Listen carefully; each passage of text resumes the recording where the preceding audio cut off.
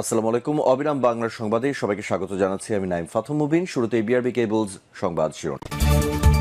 জয়শঙ্করের ঢাকা সফরকে রাজনৈতিক দৃষ্টিভঙ্গিতে না দেখাই ভালো বলেছেন পররাষ্ট্র উপদেষ্টা। এদিকে খালেদা জিয়ার আসনে প্রার্থী কারা জানাল বিএনপি। জানাবো এই মাটি ছেড়ে যাব না, খালেদা জিয়ার শোক বইয়ে লিখলেন সাদিক কায়েম। অন্যদিকে যে কারণে অন্তর্বর্তী সরকারকে চরম হুঁশিয়ারি দিলেন সার্জিস আলম।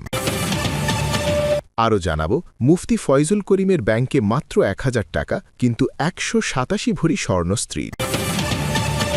ডিসেম্বরে দেশের ইতিহাসে দ্বিতীয় সর্বোচ্চ $৩২২ কোটি রেমিটেন্সের রেকর্ড। সবশেষ জানাব বোয়িং থেকে ১৪ উড়োজাহাজ কিনছে বিমান বাংলাদেশ এয়ারলাইন্স। শিরোনাম শুনছিলেন, এবার বিস্তারিত। জয়শঙ্করের ঢাকা সফরকে রাজনৈতিক দৃষ্টিভঙ্গিতে না দেখাই ভালো বলেছেন পররাষ্ট্র উপদেষ্টা।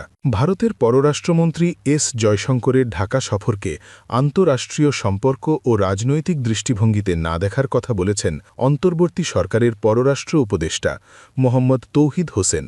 একই সঙ্গে জয়শঙ্করের সফরের মধ্যে দিয়ে দুই দেশের মধ্যে টানাপোড়েন কমবে কিনা তার উত্তর আগামীতে খোঁজার পরামর্শও দিয়েছেন তিনি। বৃহস্পতিবার ১ জানুয়ারি পররাষ্ট্র মন্ত্রণালয়ে সাংবাদিকদের মুখোমুখি হয়ে একথা বলেন পররাষ্ট্র উপদেষ্টা।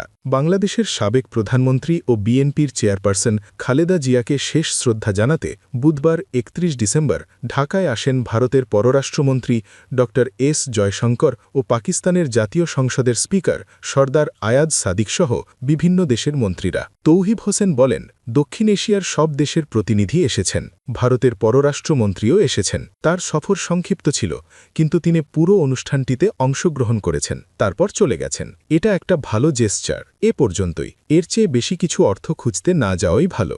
এই সফরকে আন্তঃরাষ্ট্রীয় সম্পর্ক ও রাজনৈতিক দৃষ্টিভঙ্গিতে না দেখাই ভালো। জয়শঙ্করের সঙ্গে একান্ত বৈঠক হয়নি জানিয়ে পররাষ্ট্র উপদেষ্টা বলেন, আমাদের মধ্যে ওয়ান টু ওয়ান কথাবার্তা বলিনি, সেরকম সুযোগও সৃষ্টি হয়নি। অন্যান্য বিদেশি অতিথিরাও ছিলেন, পাকিস্তানের স্পিকার ছিলেন, তার সঙ্গেও তিনি জয়শঙ্কর হাত মিলিয়েছেন। এটা কার্টেসি, যেটা সবাই মেনে চলে। তিনি বলেন, তার সঙ্গে আমার যেটুকু কথাবার্তা হয়েছে সেখানে রাজনীতি ছিল না, একেবারেই সৌজন্যবোধ, অন্য সবার সামনে, ফলে দ্বিপাক্ষিক ইস্যু আলোচনার সুযোগ ছিল না। খালেদা জিয়ার আসনে প্রার্থী কারা জানাল বিএনপি। বিএনপির সদ্যপ্রয়াত চেয়ারপারসন ও সাবেক প্রধানমন্ত্রী খালেদা জিয়ার ৩টি আসনে দলটির বিকল্প প্রার্থী হিসেবে মনোনয়ন জমা দেওয়া নেতারাই ত্রয়োদশ জাতীয় সংসদ নির্বাচনে ধানের শীষ নিয়ে ভোট করবেন। বৃহস্পতিবার ১ জানুয়ারি রাজধানীর গুলশানে বিএনপি চেয়ারপারসনের রাজনৈতিক কার্যালয়ে সাংবাদিকদের এ তথ্য জানান দলটির স্থায়ী কমিটির সদস্য সালাউদ্দিন আহমাদ। খালেদা জিয়া আগামী জাতীয় সংসদ নির্বাচনে ফেনী ১, বগুড়া ৭ ও দিনাজপুর ৩ আসন থেকে দলের প্রার্থী হওয়ার কথা ছিল। তার অসুস্থতার কারণে বিকল্প প্রার্থী হিসেবে ফেনী ১ আসনে রফিকুল আলম মজনু, বগুড়া ৭ আসনে মোর্শেদ আলম এবং দিনাজপুর ৩ আসনে সৈয়দ জাহাঙ্গীর আলমকেও মনোনয়ন দেয়া হয়েছিল। তারা সকলে মনোনয়নপত্র দাখিলও করেন। সালাউদ্দিন আহমদ বলেছেন, আইনের দিক থেকে খালেদা জিয়ার মনোনয়নপত্র স্বাভাবিকভাবেই বাতিল হবে। যেহেতু বিকল্প প্রার্থীদের মনোনয়নপত্র বৈধ হবে, তাই তারা প্রতিদ্বন্দ্বিতা করবেন। নির্বাচন স্থগিত বা বাতিলের কোনো আইনি সুযোগ নেই।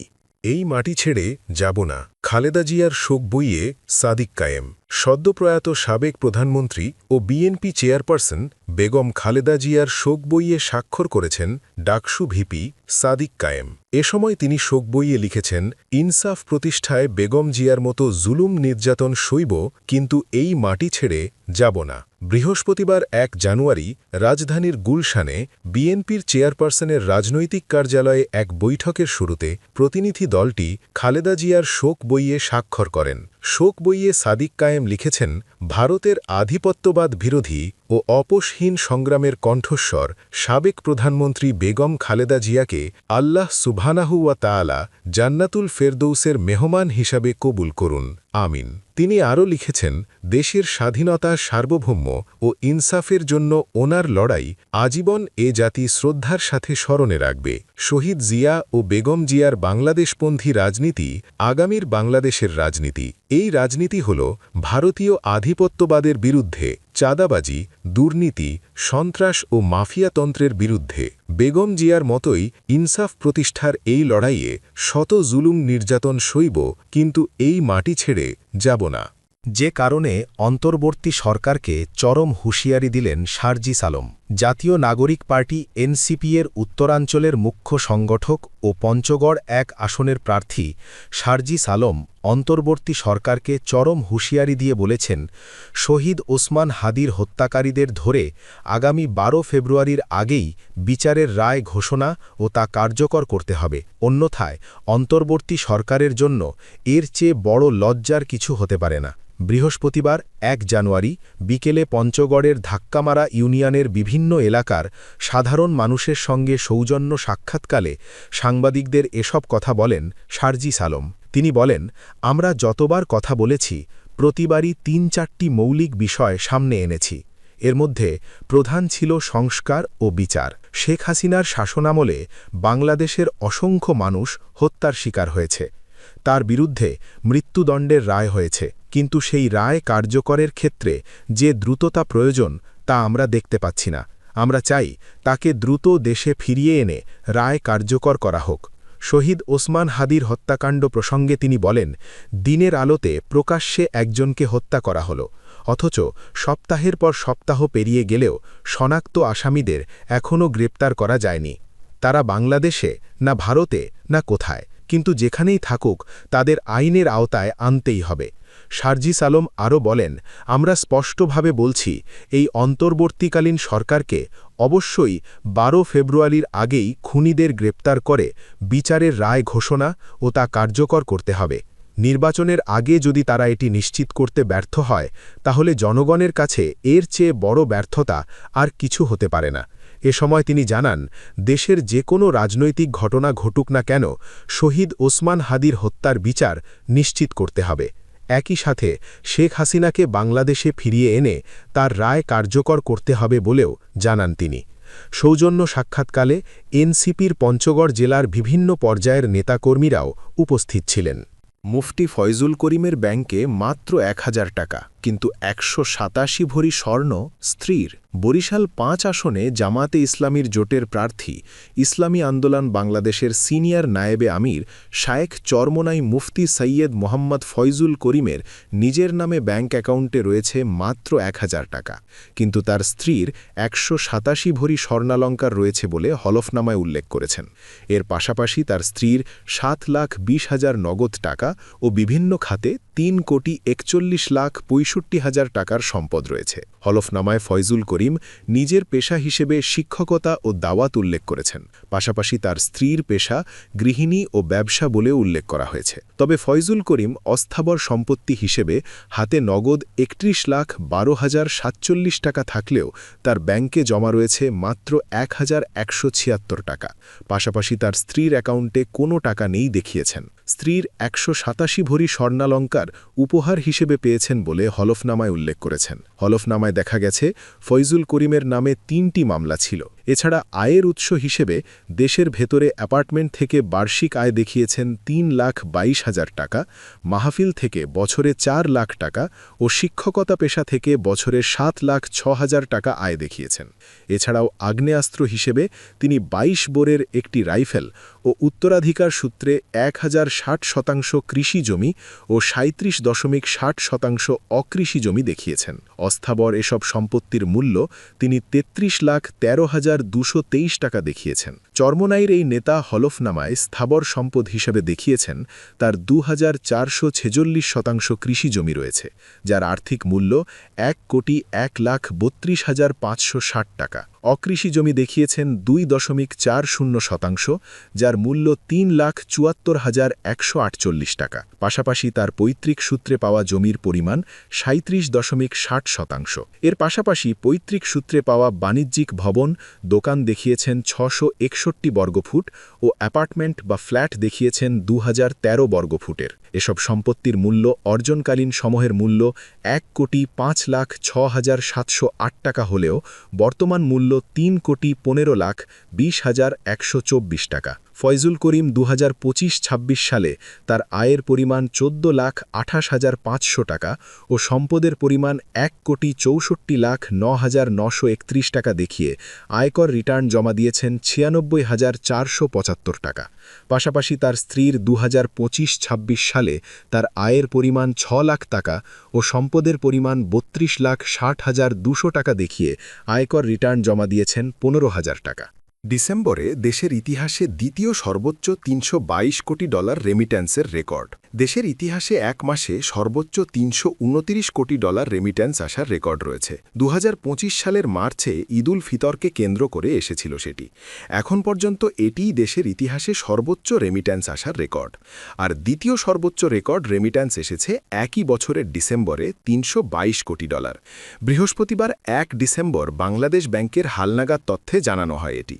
এর আগে দ্বিতীয় সর্বোচ্চ রেমিট্যান্সের রেকর্ড ছিল গেল বছরের মে মাসে। ওই মাসে রেমিট্যান্স এসেছিল $297 কোটি। এতে বলা হয় ডিসেম্বরে দেশে এসেছে $322,66,90,000, যা তার আগের মাস নভেম্বরের চেয়ে প্রায় $34 কোটি বেশি। আর গত বছরের ডিসেম্বরের চেয়ে $59 কোটি বেশি এসেছে। আগের বছরের একই সময়ের তুলনায় যা 22% বেশি। গত নভেম্বরে রেমিট্যান্স এসেছিল $289 কোটি আর 2024 সালের ডিসেম্বরে এসেছিল $264 কোটি। কেন্দ্রীয় ব্যাংকের পরিসংখ্যান অনুযায়ী চলতি অর্থ বছরে মাসভিত্তিক রেমিট্যান্স এসেছে জুলাইয়ে $247 কোটি 78 লাখ, আগস্টে $242 কোটি 19 লাখ, সেপ্টেম্বরে $268 কোটি 58 লাখ, অক্টোবরে $256 কোটি 35 লাখ, নভেম্বরে $288 কোটি 95 লাখ এবং ডিসেম্বরে $322 কোটি 66 লাখ। বোয়িং থেকে 14টি উড়োজাহাজ কিনছে বিমান বাংলাদেশ এয়ারলাইন্স। দীর্ঘদিনের আলোচনা ও যাচাই বাছাই শেষে যুক্তরাষ্ট্রের উড়োজাহাজ নির্মাতা প্রতিষ্ঠান বোয়িং থেকে 14টি উড়োজাহাজ কেনার নীতিগত সিদ্ধান্ত নিয়েছে রাষ্ট্রীয় পতাকাবাহী সংস্থা বিমান বাংলাদেশ এয়ারলাইন্স। গত 30 ডিসেম্বর অনুষ্ঠিত বিমানের পরিচালনা পর্ষদের বৈঠকে এই সিদ্ধান্ত অনুমোদন দেওয়া হয়।